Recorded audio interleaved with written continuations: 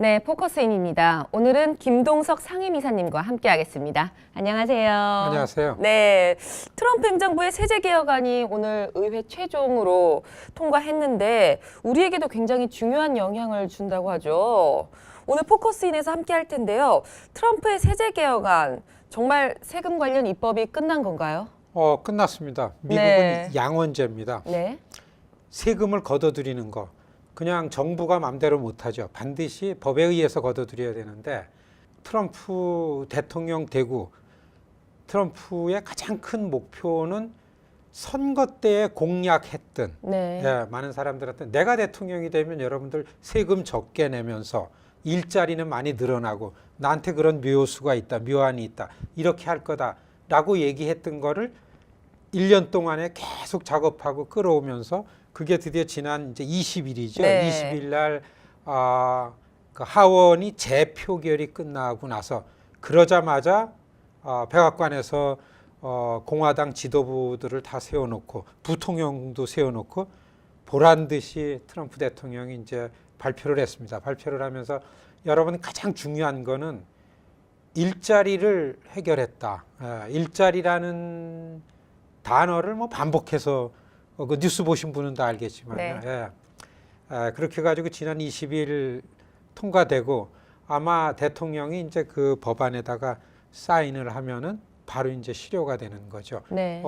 그 뉴스에 의하면은 이 연말 휴가를 트럼프 대통령이 플로리다에 말하라고 왜 자기 그 썸머하우스 있는데 가가지고 거기서 이제 사인을 할 거다 이런 뉴스가 나와요. 네. 트럼프로서는 대통령이 되고 1년 만에 거의 1년 만에 첫 번째 입법에 성공했다.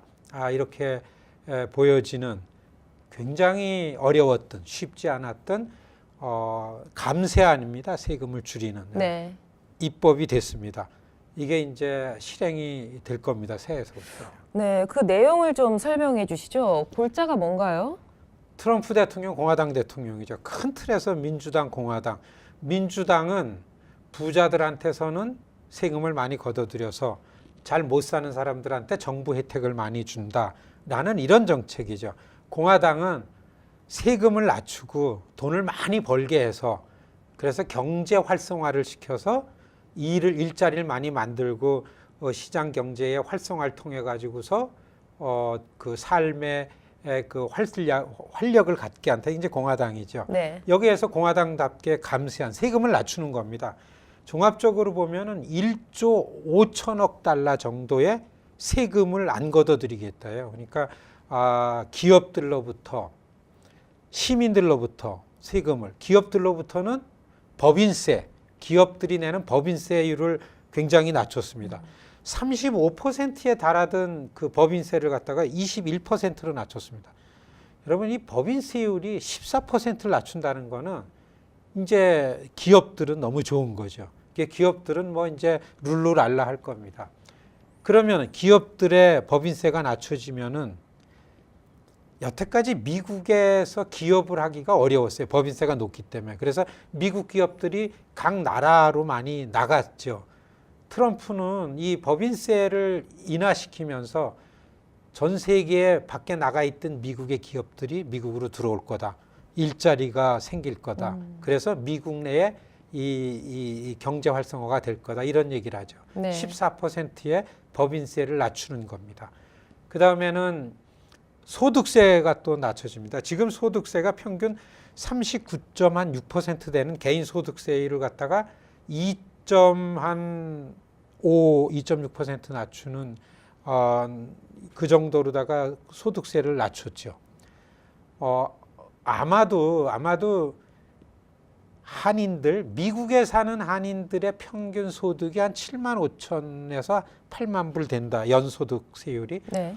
연 1년에 벌어들이는 돈이 7만 8만 불 되는 사람들도 분명히 트럼프의 이 감세안 때문에 소득세율이 낮아졌습니다. 세금을 좀 적게 내도 됩니다. 네. 굉장히 큰 변화입니다. 그래서 그냥 한인들도 이렇게 보면은 세금 보고할 때 세금이 이전에 오바마 때보다 훨씬 세금을 적게 내니까 좋은 세상이 온 것 같죠.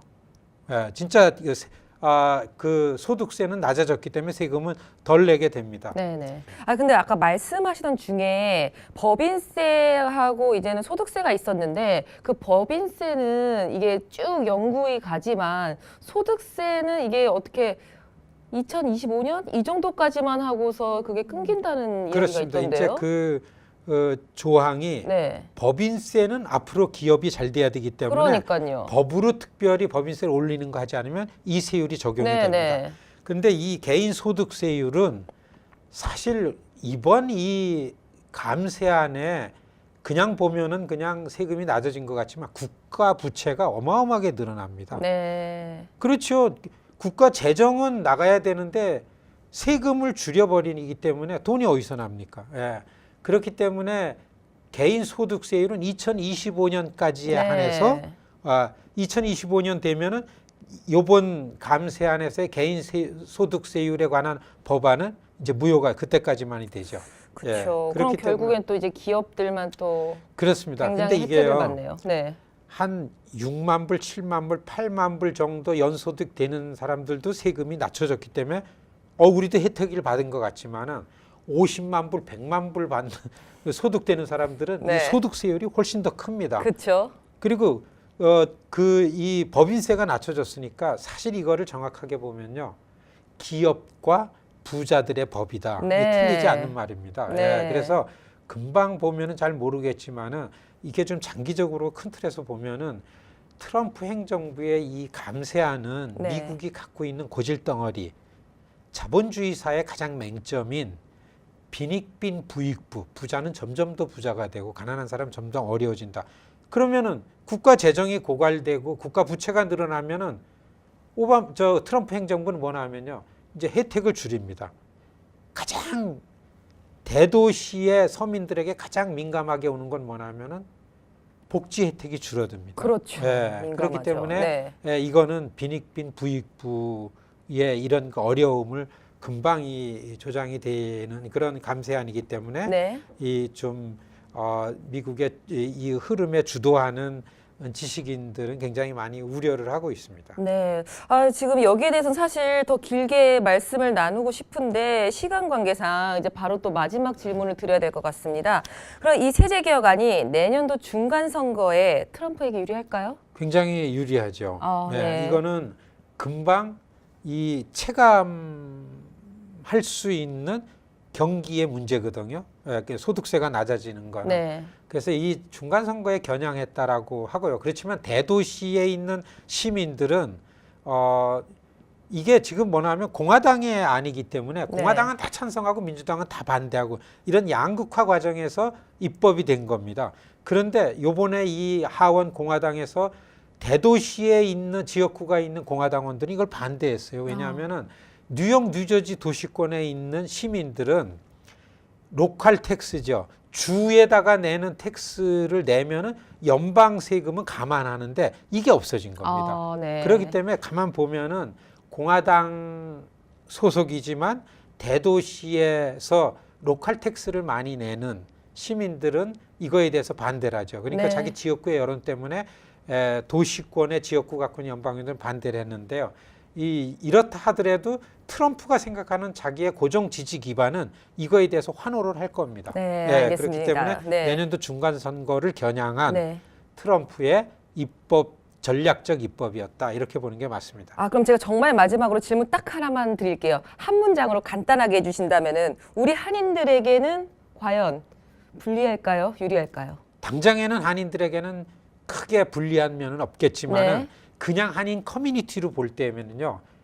이 사회복지 혜택을 받는 메디케어나 메디케이드 복지 혜택을 받는 부분이 많으니까 여기에 대한 정부의 혜택이 갑자기 줄어들 가능성이 너무 큽니다. 네네. 그렇기 때문에 굉장히 긴장하게 해서 보고 네. 어떻게 보면은 한인들에게 굉장히 이제 불리한 거다. 네. 다만 개인적인 측면에서 생각할 때 이제 당장에 이제 세금 보고하고 할 때는 트럼프가 되니까 세금이 많이 줄어들었네 체감할 겁니다.